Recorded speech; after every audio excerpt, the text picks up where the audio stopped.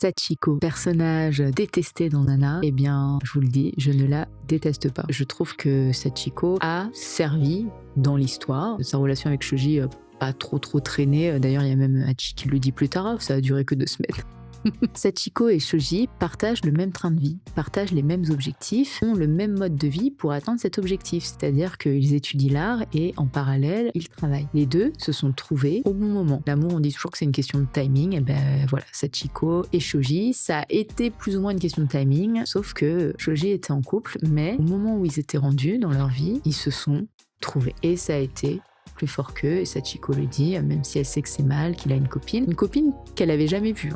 Et ça, quand même, c'est difficile de conscientiser quelqu'un que tu ne vois jamais. En plus, j'avais pas l'impression que Shoji parlait vraiment beaucoup de sa copine. Elle a ressenti une évidence. Shoji et elle étaient faits pour être ensemble. Sauf que Sachiko, elle va croiser Hachi à un moment donné. Hachi qui lui tend un mouchoir, Hachi dans toute sa gentillesse. Et là, Sachiko va vouloir arrêter sa relation avec Shoji en disant voilà, c'est pas possible ce qu'on fait, c'est mal. Et c'est devenu concret d'un coup. Alors peut-être certains me diront c'est facile à dire et tout. Oui, d'accord. Mais quand on voit vraiment la personne, on se rend compte davantage. Surtout que Hachi, elle arrive, elle est toute mignonne. De quoi culpabiliser, et c'est là que Sachiko a conscientisé ce qu'ils étaient en train de faire. Et après, Hachi les surprend, et en fait, Hachi a pris la décision pour tout le monde. Et ce que je trouve super dans cette œuvre, c'est qu'à aucun moment, Nana et Hachi n'insultent Sachiko. Il y a un côté, chacun est responsable de ses actes, et donc, c'est pour le coup, c'est Shoji qui a merdé. Donc, il ne blâme pas Sachiko, parce que les deux filles ne se connaissent pas. Et ensuite, on voit plus Sachiko. On voit plus Sachiko parce que dans l'histoire, elle servait